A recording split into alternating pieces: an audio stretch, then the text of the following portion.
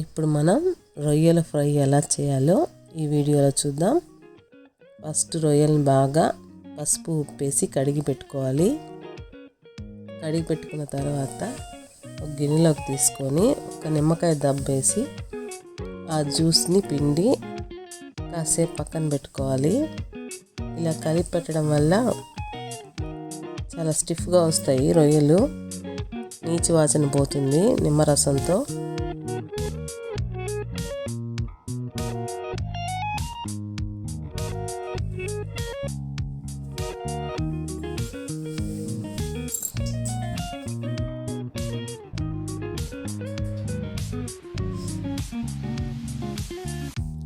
ఇప్పుడు అల్లం తెల్లగడ్డ పేస్టు, ఆనియన్ ఒక పేస్టు సపరేట్గా చేసుకొని జీలకర్ర కొంచెం వేయించి పక్కన పెట్టుకోవాలి.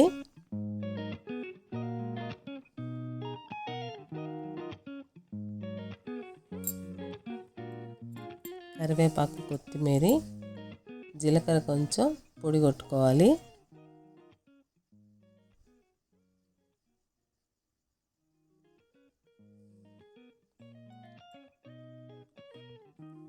ఫ్రైకి ఒక పెనం పెట్టుకొని ఆయిల్ వేసుకొని పట్టా, లవంగం, యాలకులు ఒక 2 బాగా ఫ్రై అయ్యాక కరివేపాకు, తర్వాత ఆనియన్ పేస్ట్,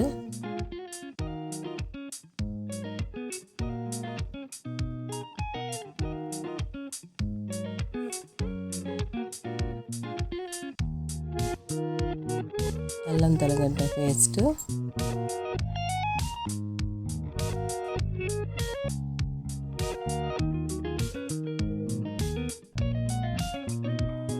కారం వచ్చి నేను మిక్సీలో వేసుకున్నానండి. దాంట్లోనే జీలకర్ర కూడా కలిపేసి మిక్సీలో పొడి కొట్టేశాను.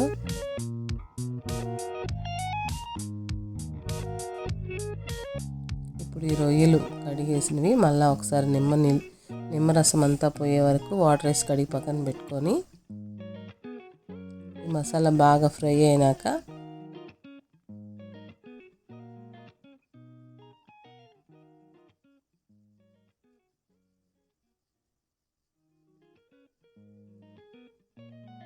పసుపు, ఉప్పు కొంచెం,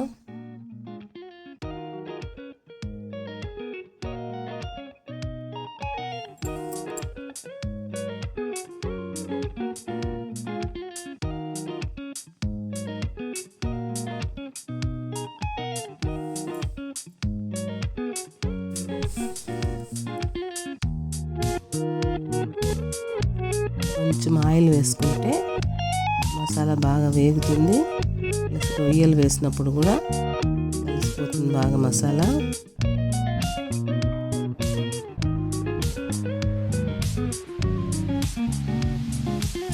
ఇప్పుడు కడిగి పెట్టుకున్న రొయ్యలు కూడా వేసేసి కలుపుకోవాలండి. మసాలా బాగా పట్టే విధంగా కలిపి పెట్టుకోవాలి.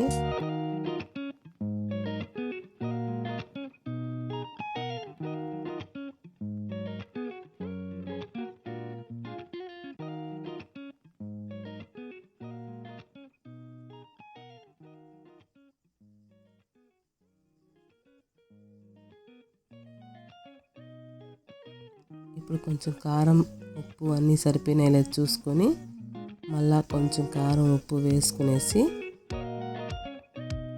మూత పెట్టి కాసేపు మగ్గనియాలి. బాగా మగ్గిన తర్వాత ఇంకొకసారి కలిపి పెట్టుకోవాలి. పులుసు బాగా ముద్దగా వచ్చేంత వరకు, ఈ పులుసు అంతా ఇంకేంత వరకు ఫ్రై చేసుకుంటే ఫ్రై రెడీ అయిపోతుంది.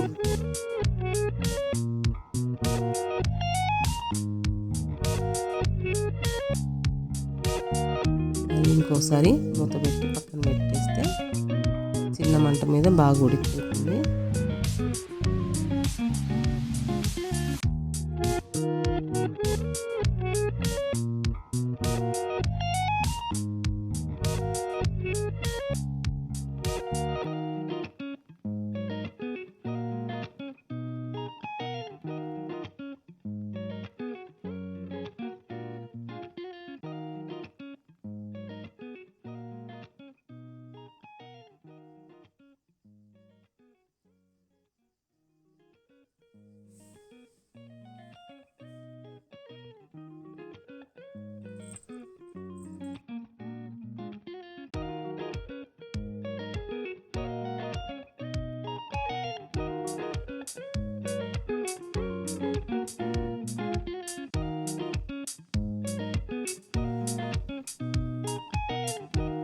బాగా దగ్గరకు వచ్చిందండి పులుసు. ఇప్పుడు ఈ వాటర్తో ఉంటే కొంచెం అన్నంలో కలుపుకునేది బాగుంటుంది.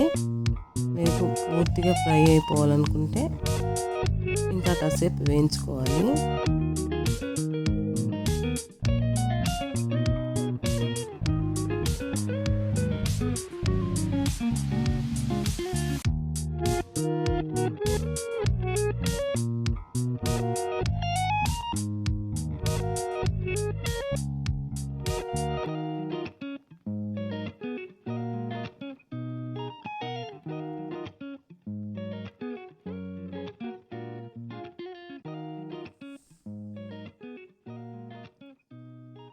ఇలా ఆయిల్ బాగా పైకి వచ్చే విధంగా ఫ్రై చేసుకుంటే సరిపోతుందండి. ఇప్పుడు ఫ్రై రెడీ. ఇప్పుడు కొంచెం కొత్తిమీర జల్లుకొని ఆపేసుకుంటే సరిపోతుందండి.